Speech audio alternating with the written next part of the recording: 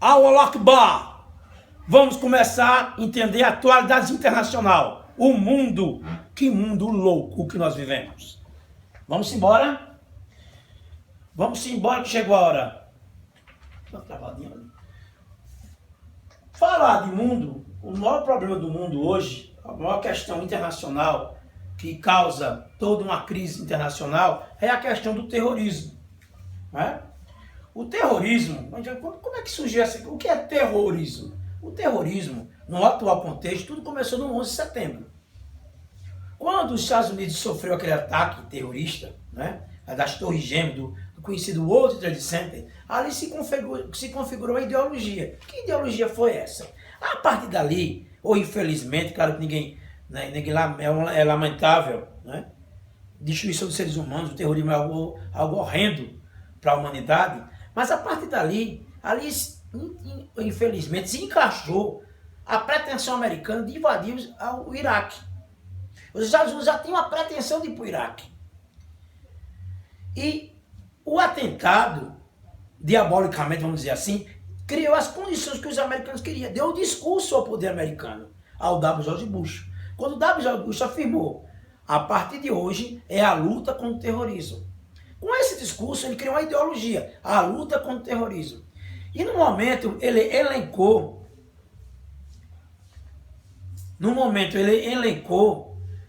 países que eles tinham chamado eixo do mal. Vamos lá. Olha a coincidência. Iraque, que eles invadiram. Hoje é um caos. O Iraque é um completo caos.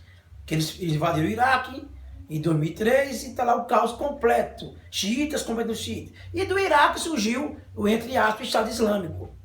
Olha a configuração para você entender onde é que está essa questão do terrorismo. Depois, os Estados Unidos, do Iraque, invadiu a Líbia. Foi a questão da Líbia. A OTAN, junto com as tropas em luta de combater a tal da Primavera Árabe, né? Que foi aquele movimento que estourou no norte da África e no Oriente Médio, se culminou o quê? Na morte de Muammar Gaddafi, na Síria.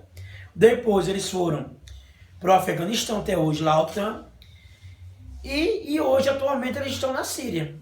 Os americanos que estimulam a OTAN, com a França, a Grã-Bretanha, Israel, que é a maior crise hoje na Síria. Então há quem diga que o terrorismo é um pretexto das potências. Por quê? Porque tanto conflito no Oriente Médio, o que bexiga, vamos dizer assim, tem naquele Oriente Médio para dar tanta confusão. O Oriente Médio é onde abriga as maiores reservas de petróleo e gás do mundo. É uma questão estratégica para as potências.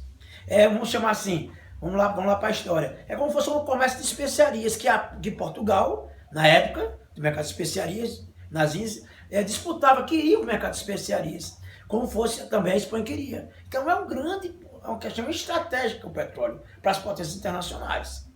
Então, a guerra do terrorismo, então esse terrorismo, né, que é horrendo, que é tanto de um lado como do outro, ele é uma justificativa das potências para poder invadir e dominar os países.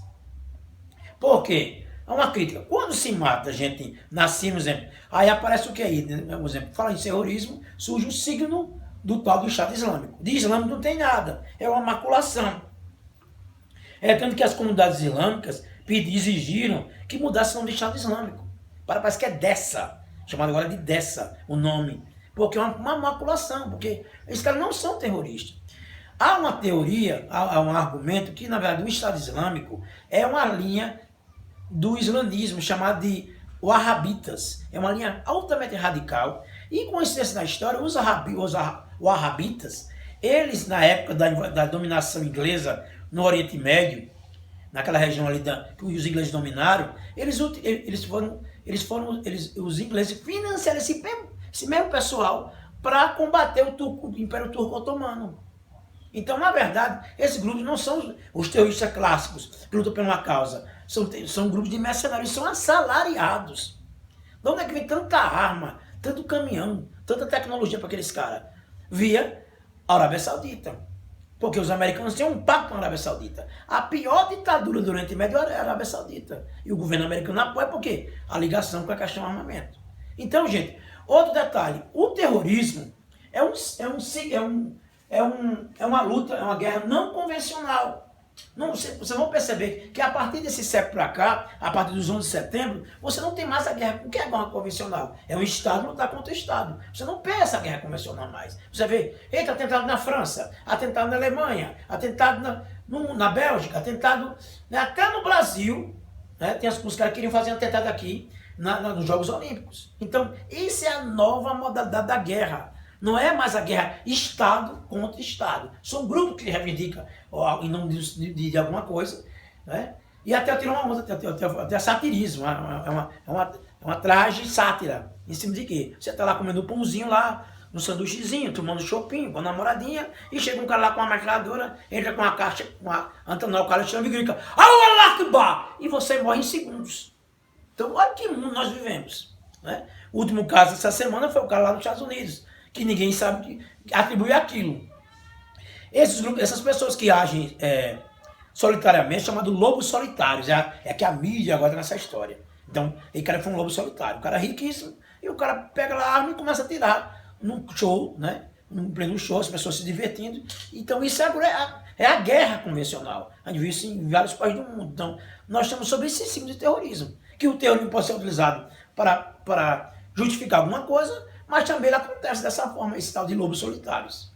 Professor, relacionado a esse ataque de ontem, o senhor acha que dentro desse contexto aí principalmente de terrorismo dentro dos Estados Unidos, há vários casos que a gente vê aí relacionado a pessoas que enlouquecem e matam dezenas, centenas, milhares de pessoas. Você acha que tem alguma coisa a ver com a deliberação de armas, com a questão das armas, da possibilidade de portar uma arma mais facilmente, ou não, é simplesmente uma questão mais ideológica da pessoa e tudo mais? Olha, há estudos que dizem o seguinte, qual o país que faz guerra com o outro? Qual o país mais beligerante do mundo? Estados Unidos da América. Só para a gente ter um exemplo, uma questão, vou aproveitar a sua pergunta e vou lançar uma questão aqui. Hoje, outra questão que eu esqueci de anotar aqui no quadro, que é a questão nuclear. Hoje, todo mundo teme que o Kim Jong-un, que é o cara o gordinho da Coreia, que tem uma coisa, já fica testando arma nuclear, não é? Não é isso? A mídia até satiriza o cara, não sabe nem o cara é o governante. Chama um cara de gordinho, que o gordinho quer jogar míssil. Só para a gente ter um detalhe, todos os países do mundo têm arma nuclear. A França, a Rússia, a China, Israel, a Índia, o Paquistão, até o Brasil tem arma nuclear. Se no Brasil usa arma nuclear para fins pacíficos. Mas o Brasil já fez teste nuclear aqui no Brasil, né, para o governo Fernando Collor de Mello, na Serra do Cachimbo, passa lá para o Pará. Então nós dizemos que a gente usa a arma para fins pacíficos. Mas quem jogou? Mas quem foi que jogou arma? Quem foi o único que jogou arma nuclear sobre 2 cidades? Hiroshima e Nagasaki. Os Estados Unidos da América. Foram os únicos que jogaram arma para dizer que a sua própria potência, a sua que eles eram fortes, porque a Guerra Fria. É aquele vão dizer, olha russo, olha russinho, quem manda com essa merda sou eu. As armas atômicas foram jogadas só porque o Japão já estava arrasado. O Japão já estava rendido. Então eles jogaram 2 armas para mostrar o seu poderio. A sociedade americana é uma sociedade beligerante. Quer dizer, todos os cidadãos americanos foram para a guerra do Vietnã. Então as pessoas quando vêm na guerra vêm com problemas. Então é como fosse até uma questão até cristã. Quer dizer, eles estão pagando porque eles construíram uma sociedade beligerante. As pessoas vêm na guerra, vêm loucos, cara. Não vêm normal. Então, esses caras que estão lá é uma sociedade que enaltece a arma. Qual é o primeiro país que vende arma no mundo? Os Estados Unidos. É o país que mais vende arma no mundo. Não é que a Alemanha vende arma, a Rússia vende arma, mas eles são os principais. Então, é uma sociedade doentia.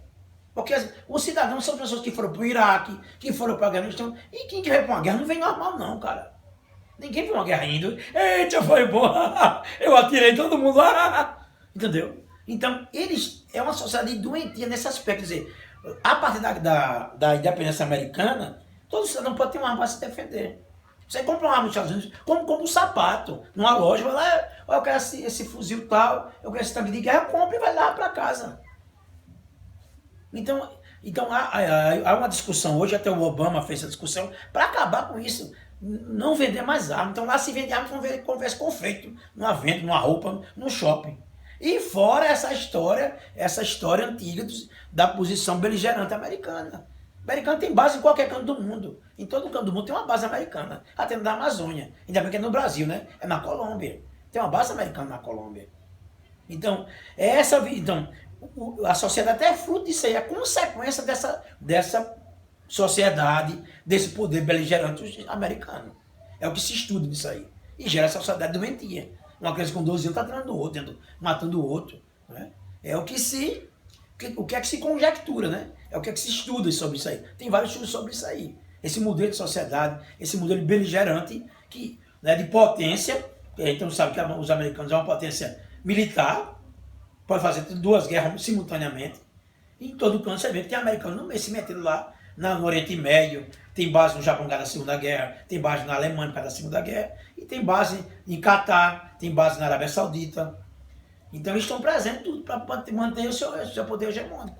E cria uma sociedade completamente doentia, beligerante, né? A arma é algo de como se fosse de poder, manter seu poder, né? É uma moda, né? É a vaidade, é uma arma hoje nos Estados Unidos. E cria essa sociedade doentia que você pode comprar um monte de arma e dar dentro de casa. Como aconteceu com esse cara, o cara é rico. O cara, até agora o cara não tem nada de enterro, de chá de lâmico, não tem nada disso. Não se descobriu isso. O cara altamente bem, vivia bem de vida, né? E se lá, pirou e passou fogo nos outros, né? Horrível, né?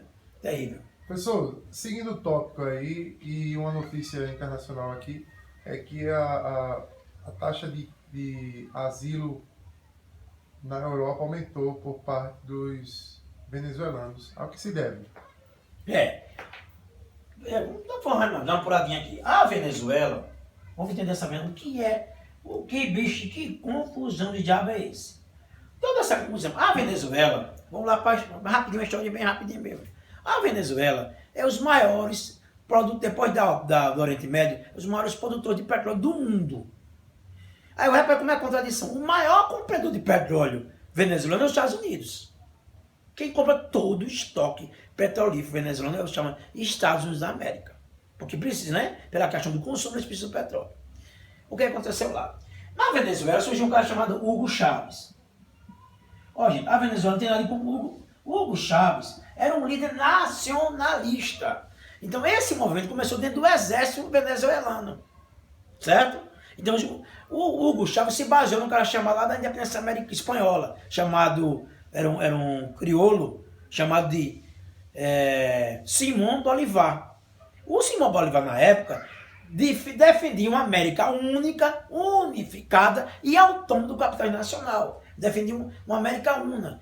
Quer dizer, é como fosse hoje o Mercosul. A teoria do Mercosul é do Simón Bolívar. O Hugo Chávez se baseou nessas ideias e o Hugo Chávez faz um movimento, que é um movimento de caráter nacionalista.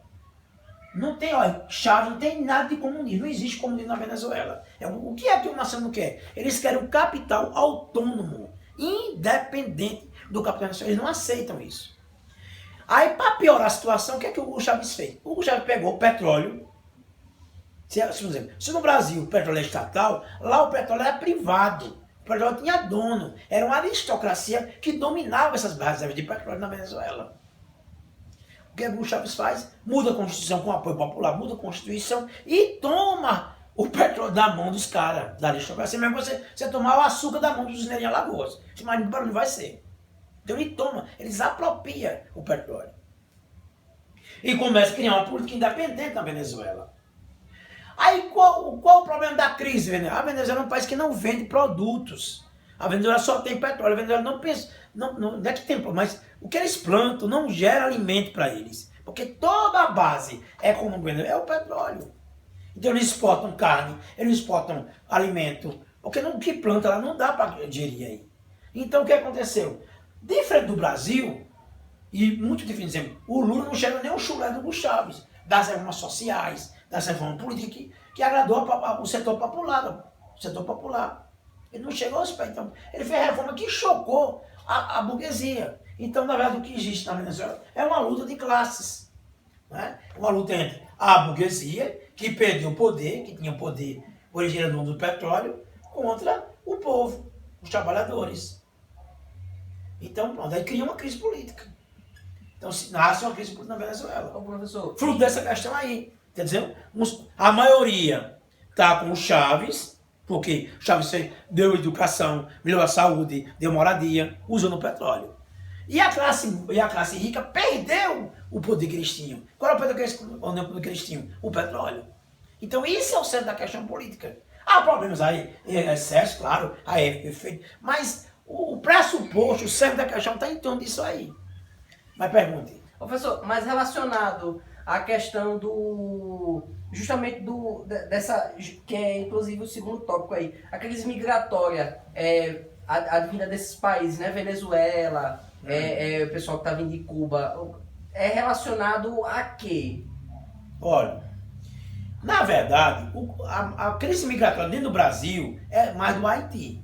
Não, Pelo Acre, vai ter uma questão do Enem. Sim. Pelo Acre há uma quantidade enorme de imigrantes chegando no Brasil. O Haiti. Na Venezuela agora, por quê? Porque as pessoas não têm condições de acesso à alimentação.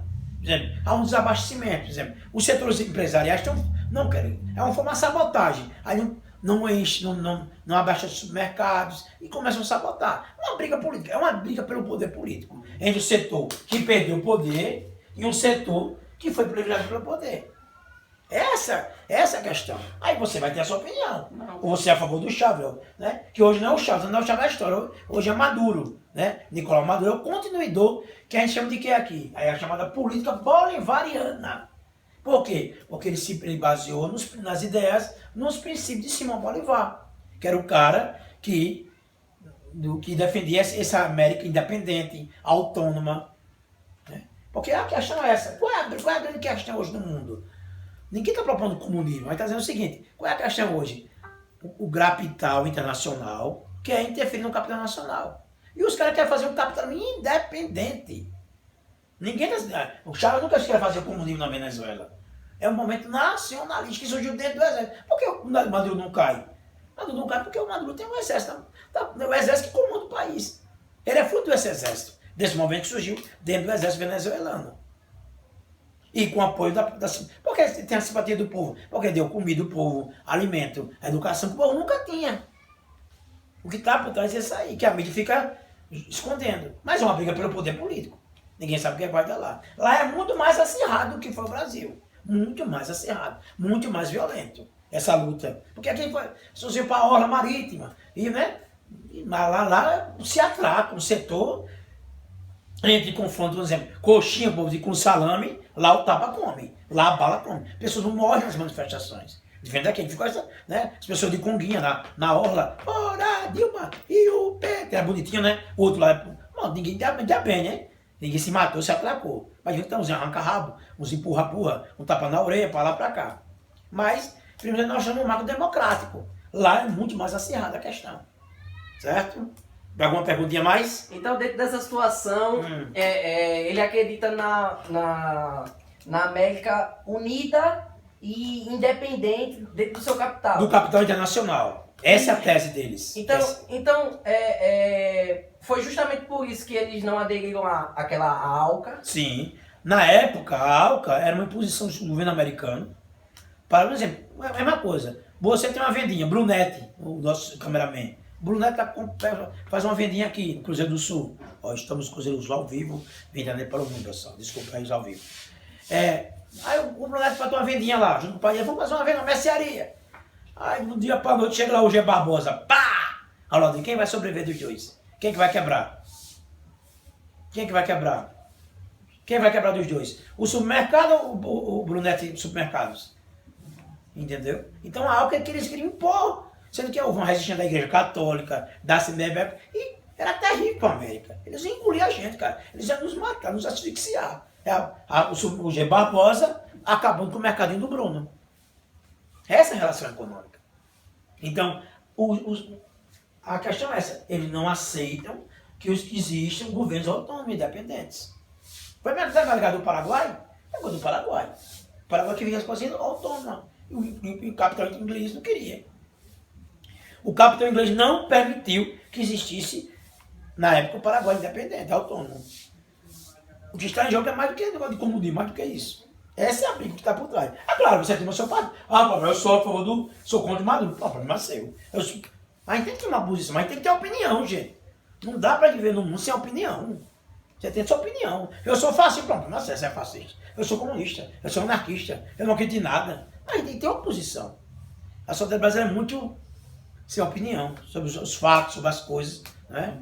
E aí só pensa nisso quando vai fazer o concurso, né? Ou o concurso da PM, a gente vai, aí se interessa em estudar as coisas. Mas tem que ler isso todo dia, né? Vamos lá. Outra questão que o Bruno, de forma provocativa, né, mudou aqui. Então, se a gente falar de mundo, outra questão seríssima é a crise migratória. Hoje na Europa é 1,5 milhão de pessoas na Europa, gente. Chegando lá. Só houve essa crise na Segunda Guerra Mundial. Igual a essa. Uma crise igual a essa. Só na Segunda Guerra Mundial que houve essa crise migratória. Nessa própria, e até pior. Já quase 1 milhão, é quase 2 milhões de pessoas na Europa.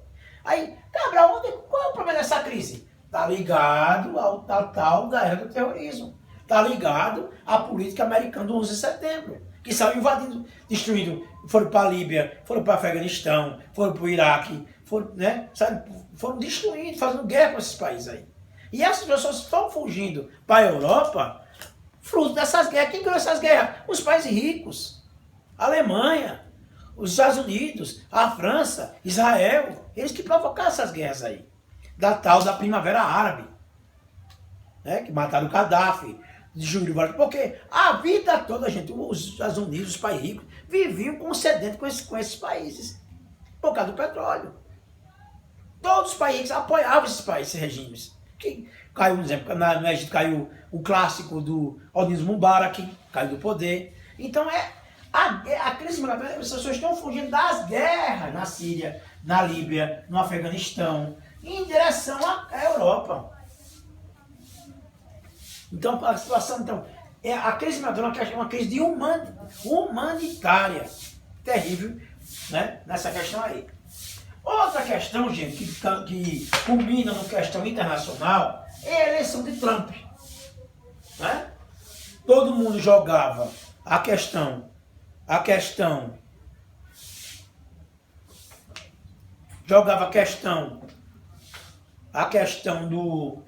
das eleições americanas, quer dizer, e todo mundo jogava, desculpe, o que seria o quê? Seria a Hillary Clinton, seria eleita presidente do Brasil, dos Estados Unidos. Todos os análises científicas, da imprensa, dos analistas políticos, a eleição era Trump, seria a Hillary Clinton eleita. Há como a gente diz na política, há uma zebra nisso aí. Como assim é uma zebra? Na verdade, o que foi que ocorreu? O que foi que aconteceu? A eleição de Trump. Por que Trump ascendeu de forma tão rápida? Porque Trump se apoiou dos desempregados, nos que estavam revoltados nessa política lá. E há um fenômeno. Aí, a partir daí, Trump, há um indício na história o quê? Há um ascenso conservador no mundo. Porque a partir de Trump, você sai de Trump, de Donald Trump, né? O que é que Trump quer fazer? É uma política uma política racista, segregadora, xenófoba em relação aos imigrantes. Né? Tem uma lei lá, quem for do Iraque não pode ir para lá, quem for assim nos Estados Unidos. Então ele começou a criar uma política segregadora em relação a isso aí. Não é? Ele quer reforçar, já tem um muro, né? Entre México e Estados Unidos, quer reforçar o muro para impedir a entrada dos imigrantes. Então a situação é terrível nesse sentido aí. A partir de Trump, há um ascenso conservador no mundo. Se a gente for para a França, nós temos a Le Pen, né? Que é igual a ele na política uma política ultraconservadora, racista, xenófoba. E o Macron à direita. Então, as pessoas preferem votar no Macron, que é direita, do que votar na ultradireita, que é a Le Pen. Se a gente for para a Alemanha, nós vamos ver o mesmo processo. Angela Merkel se reforça, a Angela Merkel é o país mais aberto à migração, ela se elege, mas com acesso do setor fascista, dos neonazistas, com 13%. O social-democrata segundo, ela em primeiro, com uma votação muito pífia, e o 13% dos setores conservadores. Então o mundo hoje vive uma crise de conservadores, porque as crises acontecem isso. Eu lembro da crise de 29. A crise de 29 foi responsável pela ascensão do nazifascismo na Europa.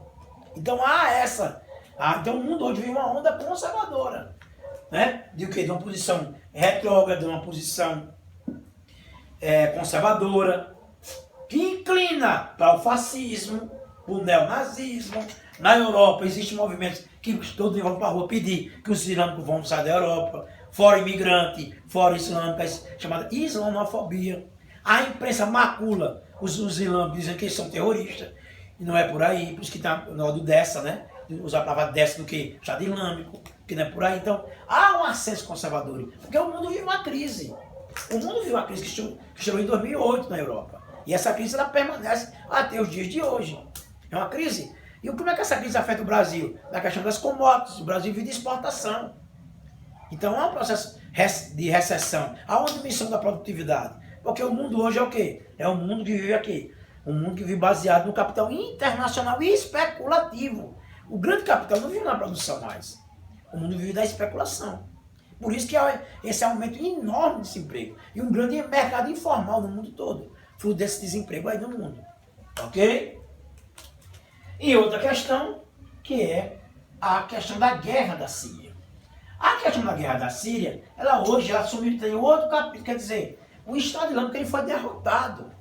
Esse Estado Islâmico, entre aspas, ele foi completamente derrotado. Por quê? Porque aqui houve um conflito geopolítico. É como se fosse uma nova Guerra Fria, porque os Estados Unidos apoiam os Estados Islâmicos lá. Os Estados Unidos apoiam os rebeldes para derrubar o Bashar al-Assad. Mas, aí quem entra em cena? A Rússia, a ex-União Soviética. Putin quer manter o governo, está mantendo o governo. E o que? O que Putin fez? Neutralizou o Estado Islâmico. Então, cada momento, cada mês que passa, eles estão neutralizando esse tal do Estado Islâmico, esses rebeldes. E reforça o quê? Na época que estava o Barack Obama, o Putin, o Vladimir Putin, deu um checkmate na geopolítica americana. E americano, quer dizer, eles estão ganhando cada vez terreno e o Estado Islâmico está sendo derrotado. Cada vez mais no conflito da Síria. E o que reforça? Reforça a geopolítica da Rússia. Falar em Rússia, falar em China. Falar em Rússia é falar em África do Sul. Falar em Rússia é falar no Brasil, mesmo com a posição hoje do Temer. Por quê? Porque qual é o atual momento? O que é que se conjectura? O BRICS. Os BRICS é um novo bloco econômico, que vai criar um bloco que destoa, porque você falou que está na roda da seda, não falou da nova roda da seda. Porque a política, a partir da Segunda Guerra Mundial, todas as transações comerciais, que é a União do Comércio, a OMC, toda a transação é feita a partir de quê? Do dólar. Essa nova é tirar o dólar. Eles querem tirar o dólar das transações. Por exemplo, o nosso açúcar que vem do Brasil, em Alagoas, é cotado em dólar. Então, a ideia é tirar o açúcar. Não é? É tirar o açúcar. Desculpa, o açúcar não. O dólar das transações. Criar um bloco econômico independente americano. Então, há quem diga, futuramente, o que é que está em jogo na Coreia também? Vamos lá, vamos mandar para a Coreia. O que é que está aqui? Que confusão da gota aqui na Coreia? O que tanta confusão? O que é que está acontecendo na Coreia do Norte ali? O que é que está rolando na Coreia do Norte, na verdade? Ali está em jogo a geopolítica chinesa. A China joga peso ali.